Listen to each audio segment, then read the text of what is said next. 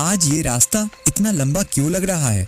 पूर्वा हवा भी जैसे रुक रुक कर चल रही है, मानो कुछ कहना चाहती हो। गांव की ये पगडंडी, रोज तो इसी पर चलकर खेत जाता हूँ, पर आज पैरों के नीचे की मिट्टी भी जैसे ठंडी बर्फ जैसी लग रही है। हे छठी मैया, सब खैरियत रखना। जैसे ही वो अपने खेत की मेड़ पर पहुंचा, उसे दूर मचान के पास वहां दो साए बैठे थे, सोहन और बिरजू। अरे सोहन, बिरजू, तुम लोग अभी तक यहीं मचान पर दुबके बैठे हो? दूर से देखा तो लगा जैसे कोई दो पत्थर जम गए हों। क्या बात है भाई, इतनी गहरी खामोशी क्यों ओढ़ रखी है? खामोशी नहीं है माधव भाई, ये मौत की आहट से पहले का सन्नाटा है। अपनी आंखों से देखो, ये गेहूं की बालियां जो सोने की तरह चमक रही हैं, ये सिर्फ अनाज नहीं है, हमारी पूरी साल की मेहनत है। हमारी बिटिया की शादी और बूढ़ी माँ की दवा है इसमें, पर कलेजा कांप रहा है। डर बहादुरी का नहीं है माधव, डर नियत का है। हमने सुना है कि पड़ोसी गांव नीम खेड़ा में किसी जलनखोर ने कल पूरी खड़ी फसल को आग की भेंट चढ़ा दिया। बस एक तीली और सब खाक। हम बस उसी अनहोनी के पहरेदार बने बैठे हैं। बात तो तुम सच कह रहे हो। आजकल हवा में ही खोट है। अपनों की तरक्की देखकर लोगों की आंखों में खून उतर आता है। पर डरो मत, आज की रात मैं भी तुम्हारे साथ यहीं रुकूंगा। 3 लोग रहेंगे तो हौसला रहेगा। वैसे भी किसान का पेट भरेगा तभी तो ये दुनिया चलेगी। तीनों उस चारों ओर घेरा बनाकर बैठ गए। जैसे जैसे रात का पहरा गहरा होता गया, उनकी बातें खेतीबाड़ी से हटकर उन अनसुलझे रहस्यों की ओर मुड़ गईं, जो इस इलाके के खेतों में बरसों से दबे हुए थे। बिरजू, तूने सुना मदनपुर वाले सुखावन के साथ क्या हुआ? बेचारा अपनी विधवा मां के लिए दिन रात एक कर रहा था। 5 बीघे की फसल एक रात में राख का ढेर बन गई। लोग कह रहे हैं वो अब पागलों की तरह उस राख को मुट्ठियों में भर भर कर रोता है। सोचकर ही रूह कांप जाती है कि कोई इतना गिर कैसे सकता है।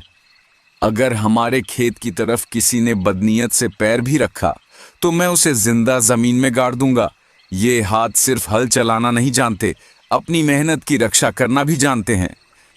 नहीं सोहन, उत्तेजित मत हो। गुस्सा इंसान को अंधा कर देता है। हमें बस सतर्क रहना है। लेकिन ये क्या? उनकी बातों का सिलसिला एक झटके में टूट गया। उस तरफ करीब 100 कदम की दूरी पर उन्हें एक सफेद बकरी दिखाई दी, जो बड़े इत्मीनान से गेहूं की बालियां चर रही थी। बकरी? इस आधी रात को कौन अपनी बकरी यहां चराने लाया है? देखते क्या हो, जाओ उसे भगा, वरना वो आधी फसल तो पैरों तले रौंद देगी। बिरजू चिल्लाते हुए उस सफेद बकरी की तरफ चल पड़ा। हुर्र हुर्र, अरे कहां भागी जा रही है? ठहर, तेरी हिम्मत कैसे हुई इस खेत में घुसने की? रुक जा। बिरजू उस बकरी से महज 4 कदम की दूरी पर था। बकरी तेज नहीं भाग रही थी, वो बस एक लय में आगे बढ़ रही थी, जैसे बिरजू को कहीं ले जा रही हो। तभी वो एक घनी कटीली झाड़ी के पीछे मुड़ी। बिरजू ने आओ देखा न ताओ, झाड़ी के दूसरी तरफ चल दिया, लेकिन वहां पहुंचते ही उसके गले से आवाज निकलना बंद हो गई। ये कैसे हो सकता है? अभी तो यहीं थी, कहां गई? यहां तो मीलों तक सिर्फ सपाट जमीन है, न कोई गड्ढा, न कोई छिपने की जगह। हे भगवान, ये क्या बला थी? वो पागलों की तरह इधर उधर देखने लगा, पर वहां सिर्फ धूल के अलावा कुछ न था। वो लड़खड़ाते हुए वापस मचान की तरफ चल पड़ा।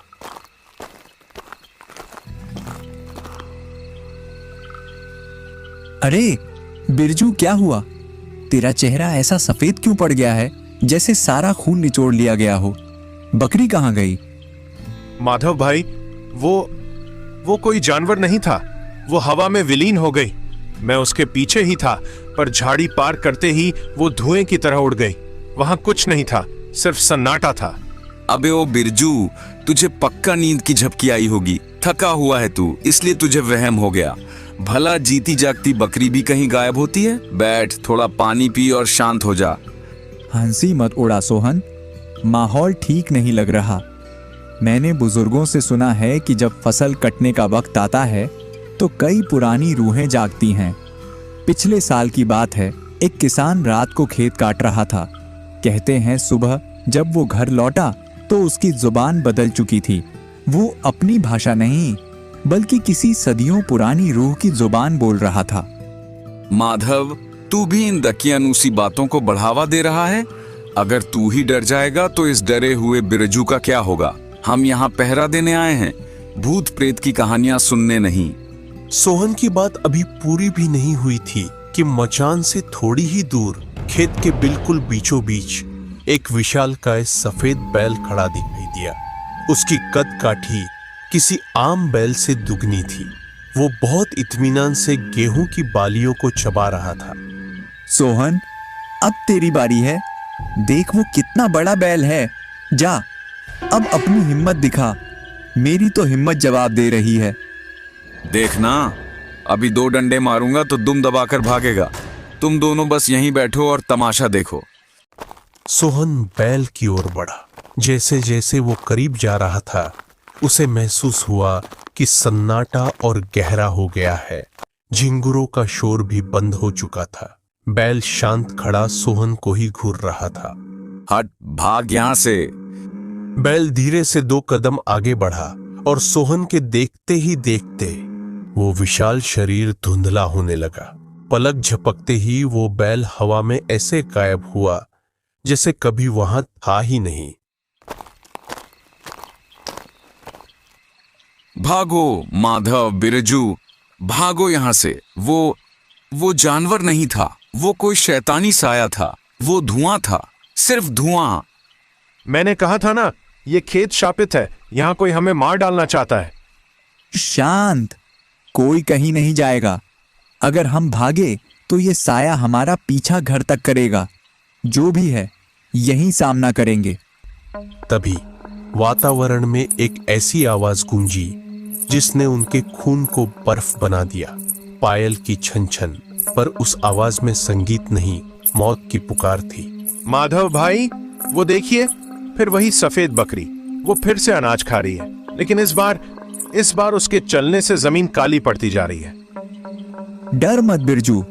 सोहन, अपनी लाठी संभाल। आज हम भागेंगे नहीं। अगर ये कोई छल है तो आज इसका अंत होगा। चलो, तीनों एक साथ आगे बढ़ेंगे, कदम से कदम मिलाकर। तीनों किसान मचान से उतरे। उनके कदमों की आहट भी उन्हें किसी हथौड़े की चोट जैसी लग रही थी। वे उस बकरी के करीब पहुंचने ही वाले थे कि अचानक उनके सामने का पूरा दृश्य किसी डरावने सपने की तरह बदल गया।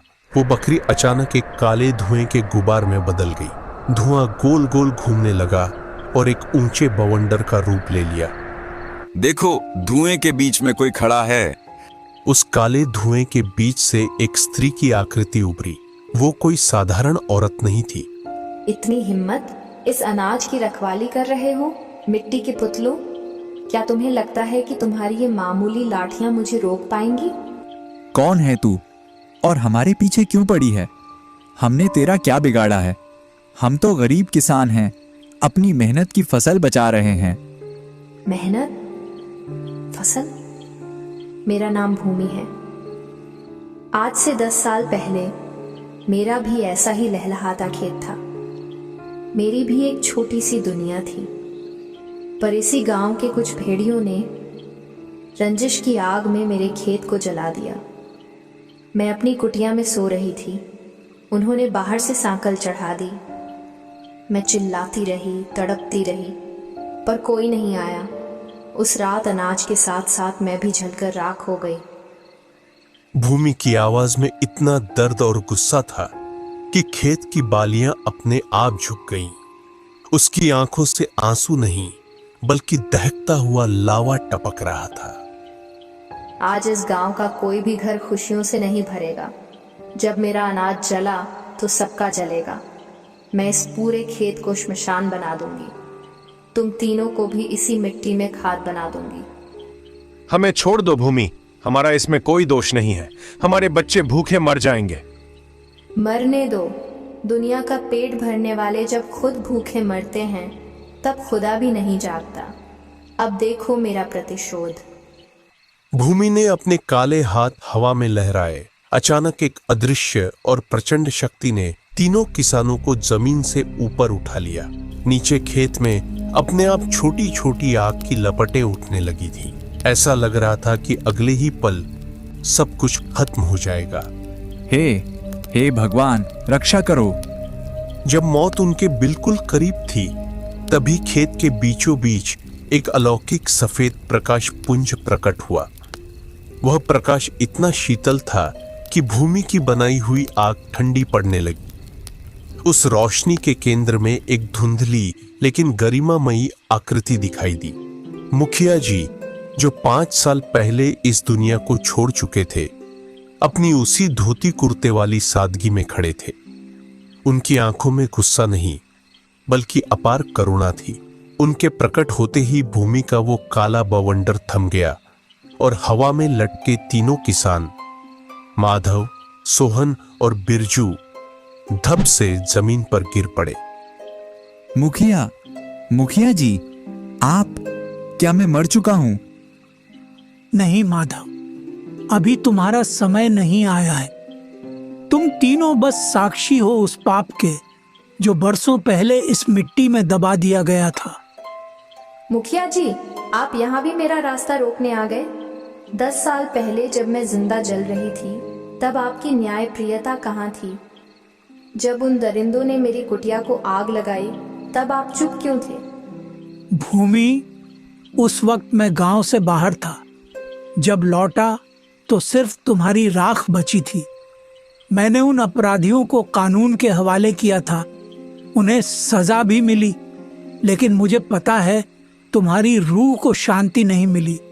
पर क्या इन निर्दोषों को मारकर तुम्हें इंसाफ मिलेगा? इंसाफ? मुझे सिर्फ आग चाहिए। जो दर्द मैंने सहा वो ये गांव सहेगा। ये किसान अपनी फसल पर घमंड करते हैं ना, मैं इसे खाक कर दूंगी। गौर से देख भूमि, इन तीनों को देख। क्या ये वही लोग हैं जिन्होंने तेरा घर जलाया? नहीं, ये तो खुद उसी आग के डर से रात भर जाग रहे हैं। ये वही कर रहे हैं जो तू 10 साल पहले कर रही थी, अपनी मेहनत की रक्षा। मुखिया जी की बातें भूमि के पत्थर हो चुके दिल पर चोट कर रही थी। उन्होंने अपना हाथ उन गेहूं की बालियों पर फेरा जिन्हें भूमि जलाना चाहती थी। किसान का पसीना अनमोल होता है भूमि। इसमें उनका खून, उनकी उम्मीदें और उनके बच्चों का निवाला होता है। अगर तू इनका अनाज जलाएगी तो तू भी वैसी ही बन जाएगी जैसे वो लोग थे जिन्होंने तुझे जलाया। क्या तू एक कातिल बनकर अपनी आत्मा को अनंत नरक में ढकेलना चाहती है? पर मेरा क्या? मेरी बरसों की तड़प का क्या? तेरी तड़प का अंत प्रतिशोध नहीं, क्षमा है। जब तक तू इस नफरत को पकड़े रहेगी, तू इसी काली राख में भटकती रहेगी। छोड़ दे इस बदले की भावना को। देख इन मासूमों की आंखों में। क्या तुझे इनमें अपना वही चेहरा नहीं दिखता जो कभी खुशहाल था? भूमि की आंखों से जो आग निकल रही थी, वो अब आंसुओं में बदल गई थी। उसकी जली हुई त्वचा धीरे धीरे सामान्य होने लगी। उसने माधव, सोहन और बिरजू की ओर देखा, जो हाथ जोड़कर कांप रहे थे। बच्चों, डरना छोड़ो। जिस अनाज में ईमानदारी का पसीना लगा होता है, उसकी रक्षा स्वयं विधाता करता है। भूमि को अब दोष मत देना। ये तो बस अपनी अधूरी कहानी का अंत ढूंढ रही थी। मुखिया जी, हम इसे माफ करते हैं। बस हमारे गांव पर कृपा बनाए रखिए। भूमि ने एक अंतिम बार उन सोने जैसी चमकती गेहूं की बालियों को छुआ। उसका साया अब पारदर्शी होने लगा था। माफ करना, मुझे माफ करना। भूमि का साया अब पूरी तरह शांत हो चुका था। उसकी आंखों की नफरत अब एक मासूम चमक में बदल गई थी। उसने एक आखिरी बार उन तीनों किसानों की ओर देखा और फिर मुखिया जी के चरणों की धूल को छुआ। मुखिया जी, आज पहली बार मेरा सीना जलना बंद हुआ है। आपने मुझे खुद के ही बनाए नरक से बचा लिया। अब मुझे दर्द नहीं हो रहा। यही मुक्ति है भूमि। आत्मा जब तक नफरत का बोझ ढोती है वो भटकती रहती है। अब जाओ उस अनंत प्रकाश की ओर जहां कोई तुम्हारा खेत नहीं जलाएगा, जहां सिर्फ शांति है। देखते ही देखते भूमि की आकृति सफेद प्रकाश के कणों में बदल गई और आसमान की ओर एक टूटते तारे की तरह चली गई। माधव, सोहन और बिरजू मंत्रमुग्ध होकर उस नजारे को देख रहे थे। अब बारी थी मुखिया जी की। मुखिया जी, आप भी चले जाएंगे? क्या आप फिर कभी नहीं आएंगे? हमारे गांव को आपकी जरूरत है। मुखिया जी की आकृति भी धीरे धीरे धुंधली होने लगी। जाते जाते उन्होंने अपना हाथ हवा में उठाया, मानो पूरे गांव को आशीर्वाद दे रहे हो। अगले ही पल वहां केवल 3 किसान थे। सूरज की पहली किरण ने जब रामपुर की मिट्टी को छुआ तो सब कुछ बदल चुका था।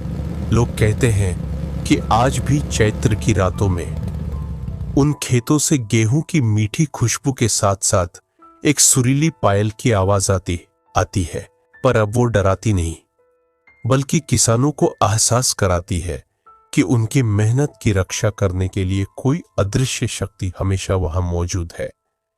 क्योंकि जिस अनाज में इंसान का खून पसीना लगा होता है, उसकी रक्षा स्वयं ईश्वर और मिट्टी की रूहें करती है।